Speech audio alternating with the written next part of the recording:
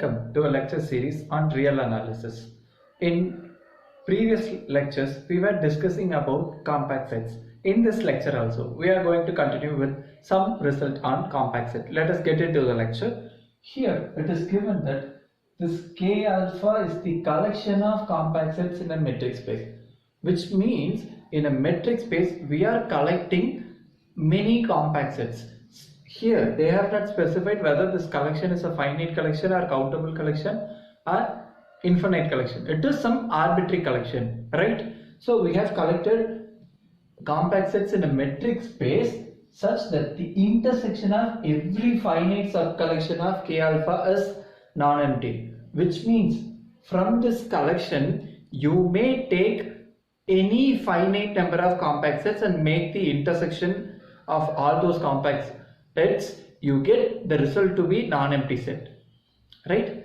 If that is so, you will have to prove the arbitrary intersection, which means if you take the intersection of all the sets in this collection, that is also going to be non-empty, right? So it is non-empty, that is what we need to prove.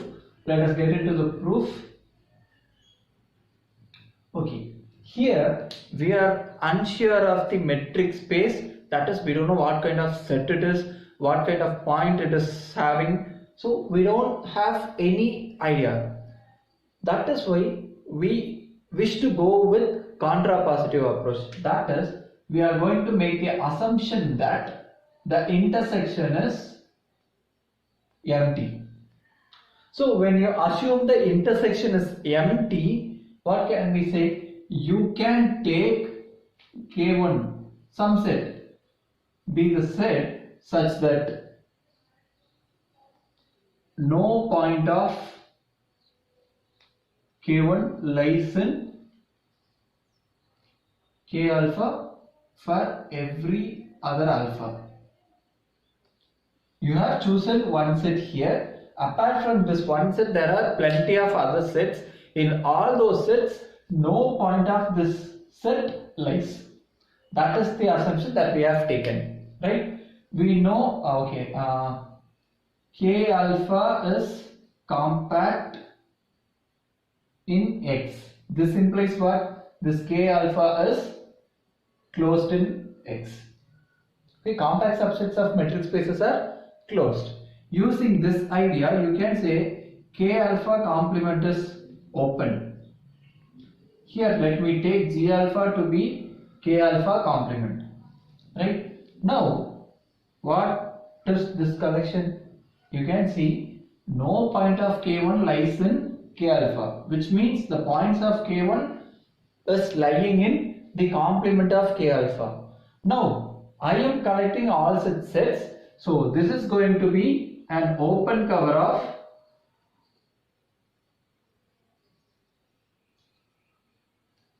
K1, right?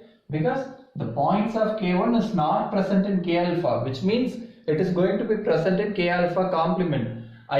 Here this K alpha is closed implies K alpha complement is open. That is why this collection, the collection of K alpha complement is becoming the open cover of K1.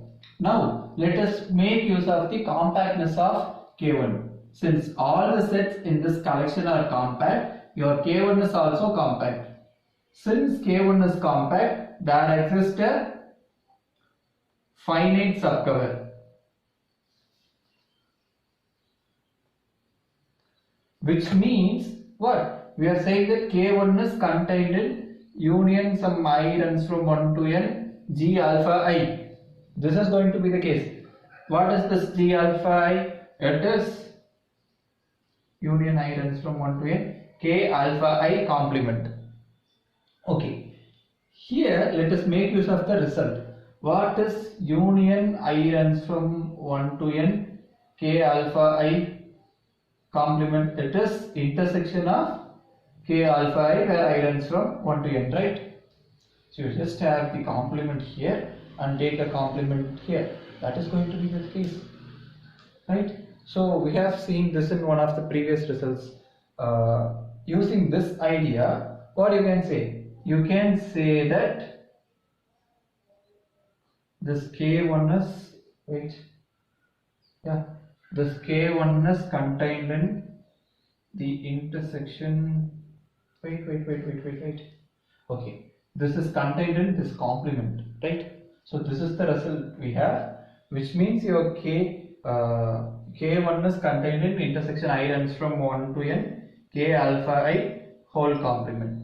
When this is contained in the whole complement, this tells you when you make the intersection of this set with this set or not with the complement. K1 intersection with intersection I runs from 1 to n K alpha I is going to be empty because this set is contained in the complement. So it is going to be the case. Now you can see what is it. Here we have taken n sets in this collection, which means we have taken a finite collection of subsets. Okay, and this is one set. So in this collection you have intersection of n plus 1 sets from this collection. You are given that every finite subcollection of K alpha is non-empty, but you are getting intersection of n plus 1 subsets of this K alpha is empty. This leads to a contradiction, right? This contradiction occurs due to what? This occurred when we take intersection K alpha is empty. Therefore, your intersection K alpha is not empty.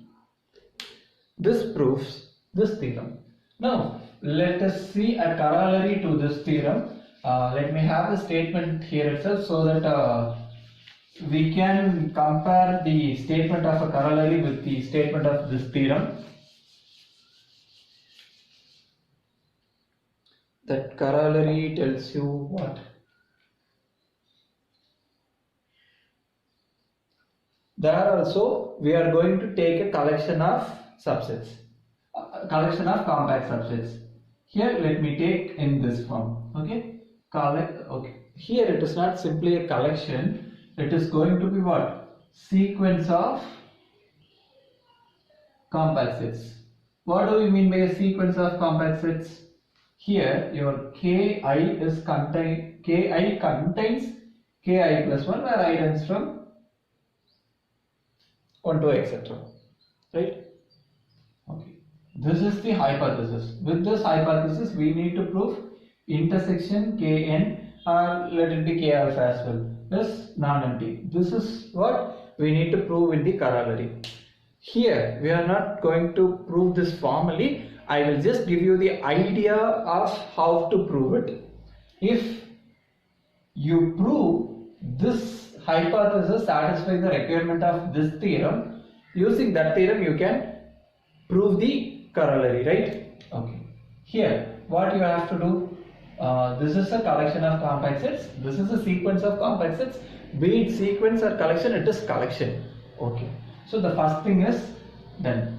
The second is the intersection of every finite subcollection of K alpha is non-empty. This is the thing that you have to check here. You can see here what has happened. Supposing if this is my K1, my K1 contains K2, my K2 contains K3, K3 contains K4, K5 contains K4 contains K5, and it is in this form. To an inside the set K2 is inside K1, K3 is inside K2, K4 is inside K3. Likewise, it is going inner and inner, right? So in that case, you just take finite number of sets from this and try to make the intersection. Here I have written E1, E2, E3, E4 and E5, right? So just take these 5 sets and look for the intersection. It is going to be E5, right? So even if I go till E100, my E100 is going to be in the intersection. That is one of the compact set in this sequence. Therefore, the intersection, the finite intersection cannot be empty. So this satisfies this requirement. Therefore, you can come to the conclusion that this, using that theorem, you can just prove it. Right?